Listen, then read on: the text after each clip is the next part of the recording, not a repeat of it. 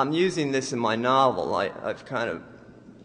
But the true story behind it, I'll just tell that. I got it from this friend of mine that I grew up with, and I put it on. The protagonist in the novel is this very famous and young painter who he goes to the Velázquez retrospective at the Metropolitan and totally freaks out, seeing this like spiritual quality and even the spiritual arrogance in those works.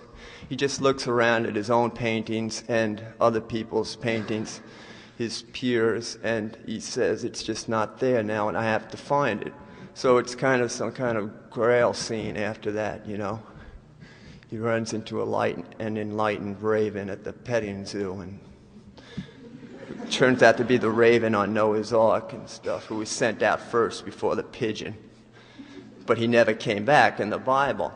It's not that he died. He just, according to him, he just, you know, he kept on going. He said it was a great celebration. The flooded, and he found land. He wanted to get some great, you know, like orchid to bring back. An olive branch, that's the type of thing some fucking pigeon would bring back. But that's a character in the book, but he starts to get hit by this bird. So, but I got it from this scene. He's sexually dysfunctional, you know, this guy. I mean, he gets more ass in a toilet seat being this hotshot young artist, but there's nothing he could do about it, you know. He doesn't know if it's physical or mental or what. At any rate, it all stems from this little scene that went down with him. But not him. It happened to my friend Billy in real life. It was an amazing thing, I thought. It was in the early 60s. We were just blossoming into puberty, you know. And we were all, like, starting to jerk off at various times. Some of us were trying to jerk off. You know, we didn't know how to masturbate. And so guys, older brothers, would tell us, no, man, you got to keep going. You got to work at it, you know. And if it's not hard, then, you know, you got to wait another year or so.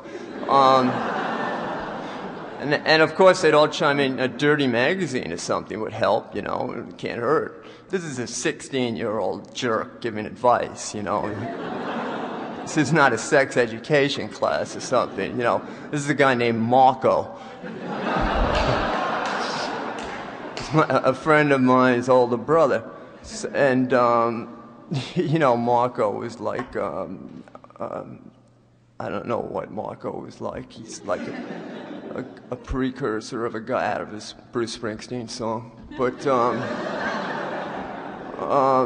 at any rate, Marco told Billy that, you know, to jerk off, he needed some image he could concentrate on, because he was almost there once, Billy said. He felt some sensation, and he said, well, you just pulled back and punked out. You were just about to do it, you know. He says, listen, get a dirty magazine if you can, or else just find something in the Sears catalog, you know, the underwear section's good and stuff like that, you know, all that juvenile stuff.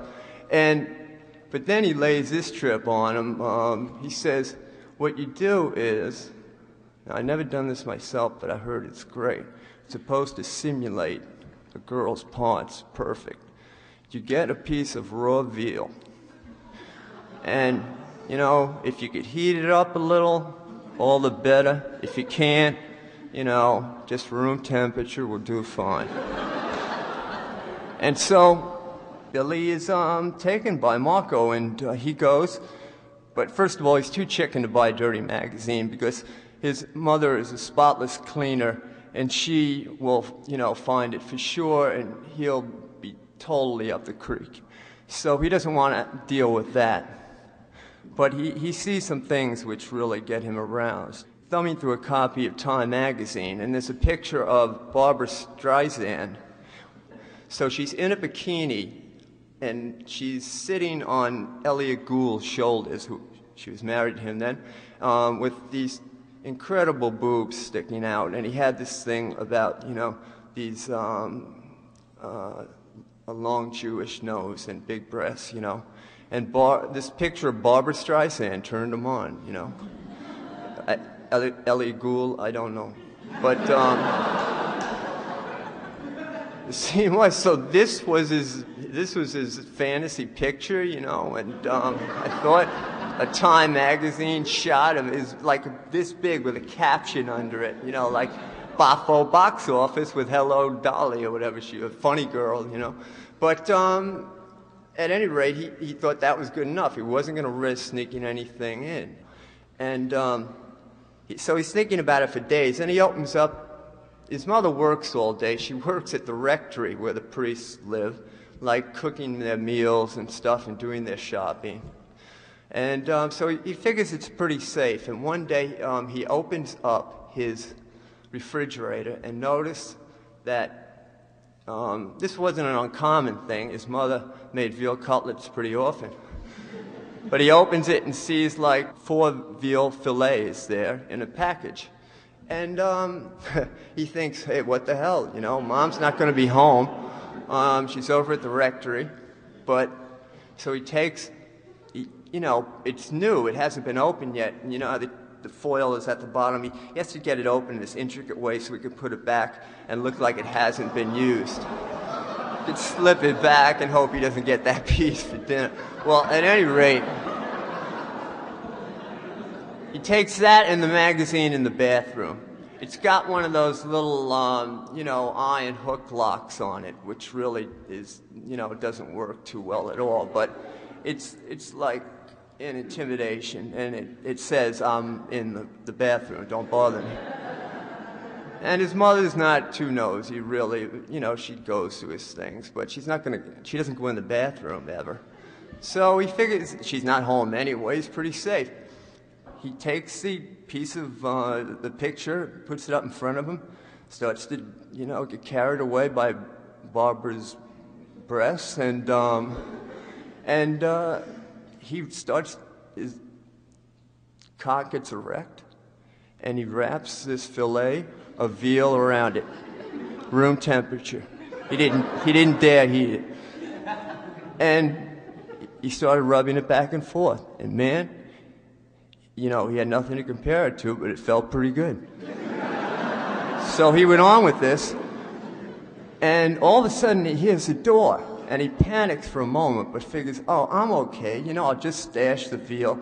He had, you know, he had his jacket in the bathroom with him, so he could always put it in the pocket or something, you know, and yeah, you know, he could always weasel out of that or something. She wasn't going to come in the bathroom.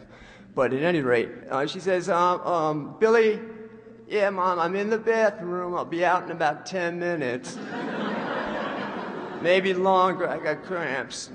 But at any rate, she says, okay, dear. Just said I was shopping for the rectory, and I picked up my own things while I was there. And I figured I'd just run them up here first.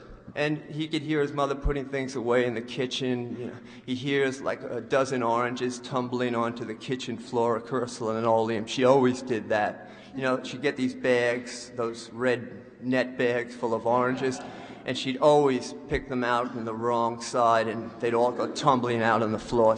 He hears these sounds while he's trying to jerk off, you know. And it's most disturbing in its concentration. But the physical effect of rubbing against his veal is doing the job. So he's going on, checking out Barbara's bosom. And then he hears his mom turn on the TV, you know, and she's gotten the food away. Fortunately, he's sure that she hasn't noticed the missing veal fillet. And she's watching the TV. And all of a sudden, he hears this kind of gasp from her.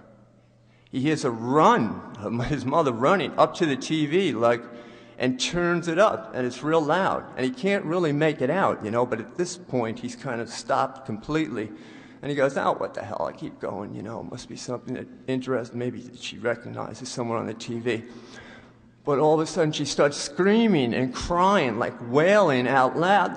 This is terrible. This is, oh, my God, my God, my God. Billy, Billy, come out, come out. And before he could come out, and before he could even stick the veal in his pocket and get rid of the evidence and get rid of the magazine and get off the can, his mother comes bursting into the room and just, knocks a little lock right off out of the wall, and he's snagged, sitting on the toilet, looking at a picture of Barbara Streisand's tits with a piece of veal fillet wrapped around his dick. And his mother said to him, "John Kennedy has just been shot in Dallas. Billy, they think he's dead. Oh my God, what are you doing?" And he's freaked, man. He is freaked. And the veal fillet just plops to the floor, He should have just let it plop into the toilet and flush it, but, she could see what it was by then. She says, "You have part of our dinner there tonight." She says, "I think I know what you're doing. Let me see that magazine." She says, "Time magazine." She says, "Oh my God, what is this picture?" She didn't, fortunately, he didn't have,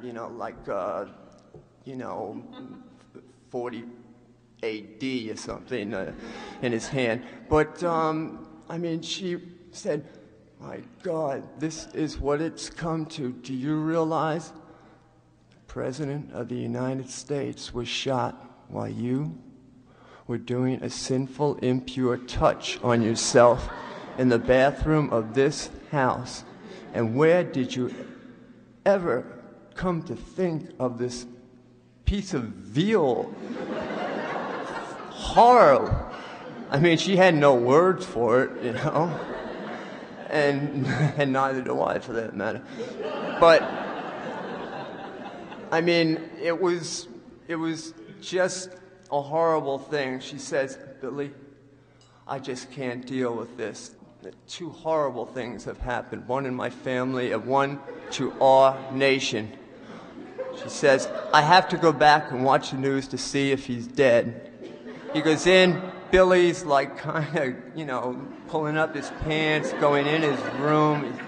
He still doesn't know what to do with the piece of veal. He's like holding it in his hand, clutching it, as if he's going to give it back to her and it's going to make everything okay. And then she's just frozen, angry, and not talking to him outside as she watches the TV, and he's sitting in his room on the bed, downcast, and she just gives him little bulletins to make him feel even worse. "Well, he's dead. It's official. He's dead. He wasn't just shot. The man is dead. They blew his head apart." And, the fact of the matter is, the nation, a lot of people say America lost its innocence the day that John Kennedy got shot. And that's a sweeping statement, and I'm not here to judge that. But I do know one thing. My man Billy lost his innocence the day John Kennedy got shot, and that's for damn sure.